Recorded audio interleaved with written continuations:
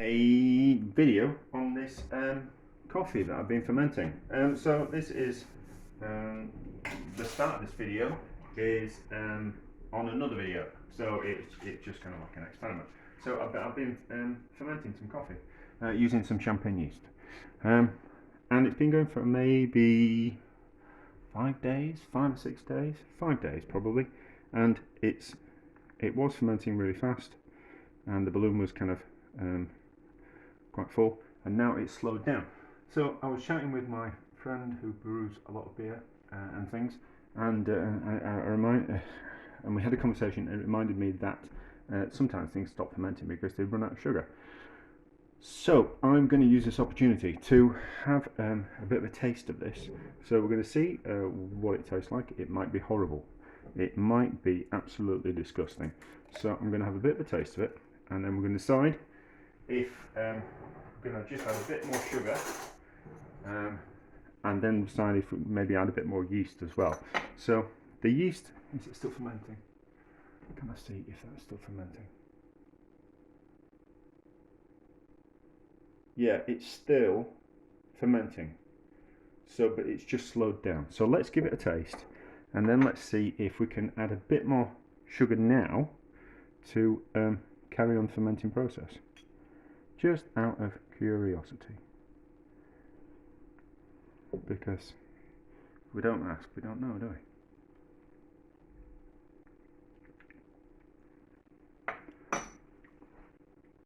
Right, there's no sugar left in that. That's interesting. Not sure what I think about that. I'm not sure what I think about that.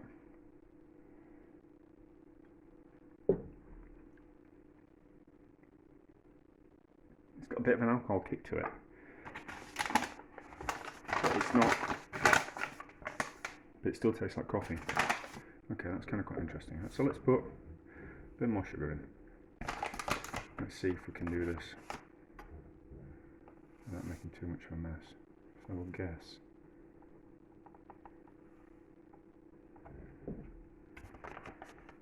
This is tricky, isn't it? Completely scientific as always. Not really a fan of. Much prefer to just get on with things in life.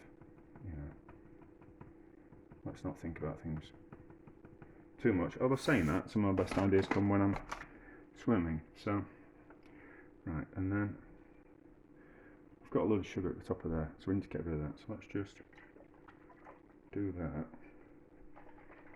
and I'll give it a shake up.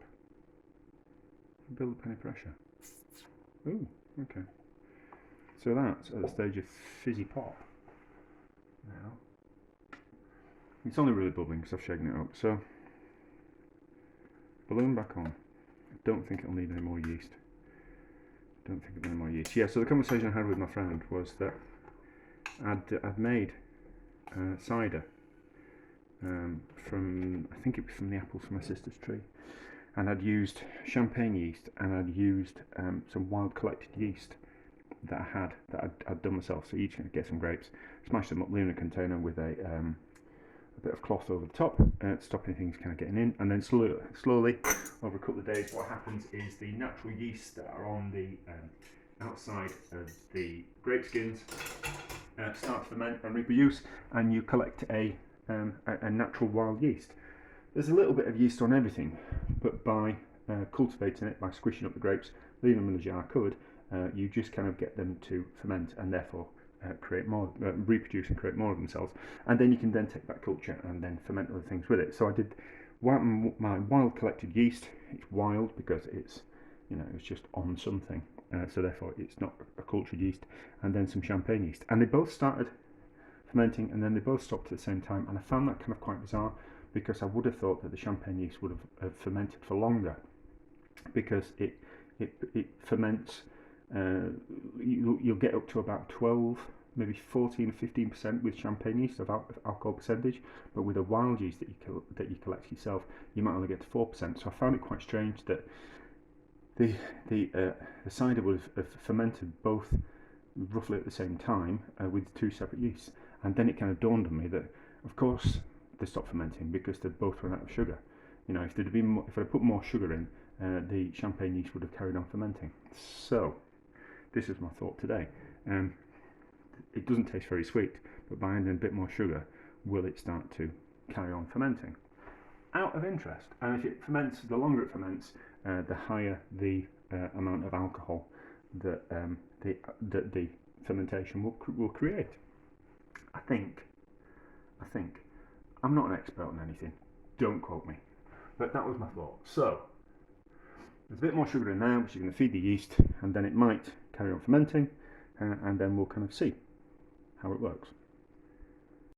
So it looks like adding more sugar carried on the fermentation process. So the amount of sugar that I put in to start off with, obviously the yeast ate all that sugar. So by putting more sugar in, it's given the yeast a new lease of life.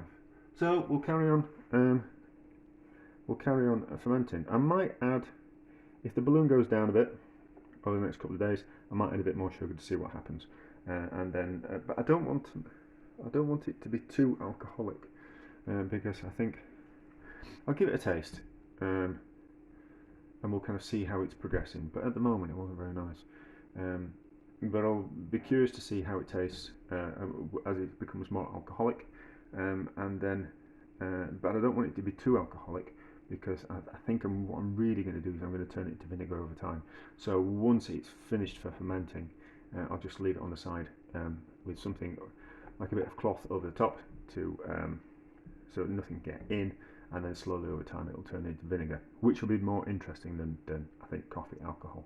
Out of interest, the only problem is that you don't want an alcohol that's too high an alcohol percentage, because it doesn't want to turn it into vinegar. So like a wine about 6% ideal. If you start going up to like 12%, more difficult to get it to turn into vinegar, because it's the alcohol is a preserver of things. So like you could, very difficult to turn a whiskey into a vinegar, because a whiskey is a preserve. Like you can preserve things in that level of alcohol. I'm waffling, but anyway, so it's working. I might add more sugar, but we'll see how we go along. Right, so the fermentation has really slowed down. I fed it again. There's some bubble still coming up. Now and again there's a bubble. I put a little bit more sugar in a couple of times, but I don't want it too strong. So let's have a bit of a taste, out of curiosity, and then let's decide what I'm going to do with it. So let's pour some onto a teaspoon, so I don't want us to take a swig out of the bottle, because I don't think it'd be very nice, if I'm honest. So decent amount, so we can tell if it's got alcohol in it. It will have, maybe not much. Right, that's definitely alcoholic. That's kind of quite a weird taste. What does that remind me of? That reminds me of something. Obviously it's coffee and alcohol, but that reminds me of something. Oh, it's beer. That's what it reminds me of. It reminds me of beer. Well, that's weird, isn't it? Yeah, it reminds me of like dark beers and Guinnesses and stouts. It reminds me of that. So okay, well yeah, maybe the one cut. Well, maybe because of the coffee's bitter, then that's kind of where that comes from. Like hops are bitter. I'll speak to my friend who's the brewer. He's not a brewer. I think he's an electrician. But he brews beer. He turns wood. He's a very interesting man. He's very clever. Yeah, so does beer, can you put anything bitter in can you ferment anything bitter, or can you ferment something and then add something bitter to it, and therefore it tastes like bitter beer? Don't know. That's a question to ask him. So not going to brew it any further. I'm not going to drink it.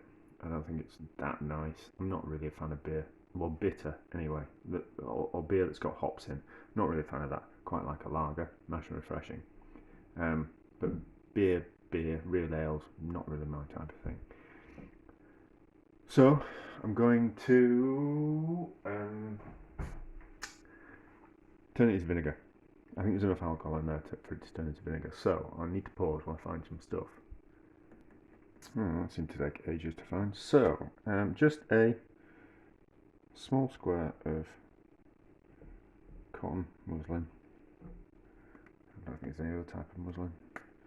And then an elastic band over the top. That will stop any flies or insects getting in, and it will allow it to turn into vinegar. I suppose I could put a bit of vinegar mother in it, but I'm not going to do that. So basically what happens is I forget which type of acid it is. It's some kind of I forget. But if you leave alcohol open to the air, then what happens is, as long as it's not too stronger alcohol, it turns into vinegar over time. So we'll leave that. It might be ready in 2 weeks. It might be ready in 2 months. We'll just have to wait and see. Right, it's been months and months and months with this coffee vinegar, and I've just left it on the windowsill. It's out in the sunlight, but it's probably time that we should have a look at it. It has evaporated over time, so we need to taste it, and then if it's not turned into vinegar, we probably need to add some vinegar mother. So this is raw organic apple cider vinegar, contains the mother, so we can add some of that to that, and it will start speeding up the process of turning it into vinegar. Well, let's taste it first, see if anything's happening. It's got a little bit of sediment on top. Does it smell alright? It doesn't smell vinegary, so I don't think it's turned into vinegar, but we'll find out, won't we? And we'll give it a little bit of a... I don't know why I put the top back on that, anyway.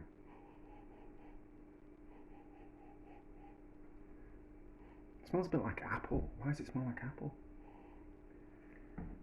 Why does it smell like apple?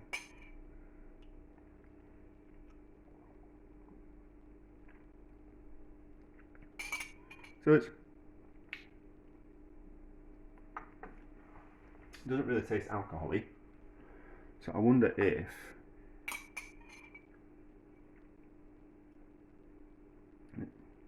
no, it's a little bit sour. I wonder if it's the alcohol that's evaporated off.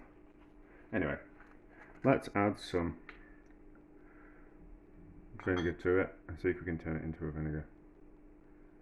So I'll give that there's sediment down the bottom, so it's a little bit cloudy as this vinegar, so we'll just make sure that we give it a mix up, and then some of that cloudy stuff on the bottom goes into it,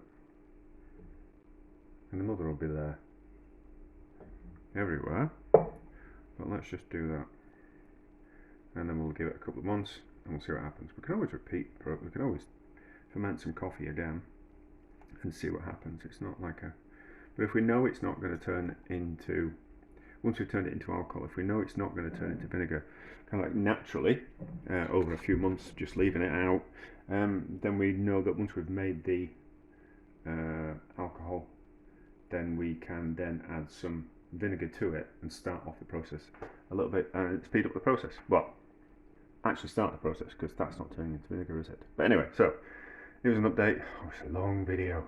Well, long in the making, but I don't know how long the video is. But anyway, I don't want to waffle, do I? So it'll have been a few weeks since I put that vinegar in, maybe 2 or 3 weeks. Let's just have a look. So it's got a bit of sediment on the top of it. Let's just give it a taste and see if it tastes any different. And hopefully I'll wake up in the morning.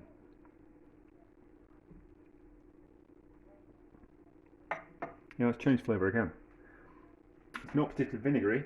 It's not particularly vinegary, but it's not particularly alcoholic either. So I don't know if this is actually working. Now you see, because I don't know how to test, well, I do know how to test for alcohol, but you need to buy a kit, and I can't really bother with that. No, I'd much rather wing it my way through things. But it does, although it tastes like coffee. So if you were to make it fizzy, it'd be more like it's got like a bit of an essence of Coca-Cola to it, like Coca-Cola beery type thing. But anyway, so just a quick update. If it fails, it might fail this one, but we did ferment it. So if it has failed, it'll probably due to the fact that we didn't get it up to a high enough alcohol content. I should have let it ferment for longer, or maybe used instead of the champagne yeast, I should have used like a natural yeast that I collected from some grapes or something like that. That would have made it more like the champagne yeast would take up to about 14%, depending on the amount of sugar that you put in it, and more natural yeast would probably take it to about 7, but you're more likely to get it to turn to vinegar from like a yeast that you collect from grapes or apples or something like that. Anyway, so quick update. Right, let's have a look at this coffee vinegar. It's got a little bit of a growth on top of it, so I kind of think that we're probably at the end of this. You can just see that there. It's got a raft on top of it which has got a little bit of mold growth. So I think we're at the end of this experiment. To be honest, let's give it a taste. Although my taste buds will be a little bit off because I've got a cold.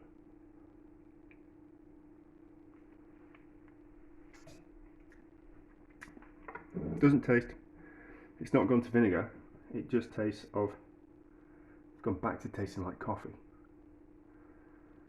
Which is kind of like weird. Well, not really weird, is it, that it's gone back to tasting like coffee? But I probably need to. I probably wasn't really concentrating on the experiment enough, and just kind of got sidetracked with other things and just kind of left this on the side, which is normally what you do with vinegar. You just kind of forget about it. If someone says that to make vinegar it's going to take 2 months, for example, you can be guaranteed it's going to take 6. So any kind of fermentation processes, you keep a casual eye on them and just let them get on with it. And they generally take care of themselves, whereas that hasn't. And it might have been because I didn't take it to high enough alcohol content. But then vinegar doesn't form in liquids that have got too much of a high alcohol content. You need to take it down to about 5%, something like that, alcohol kind of content. So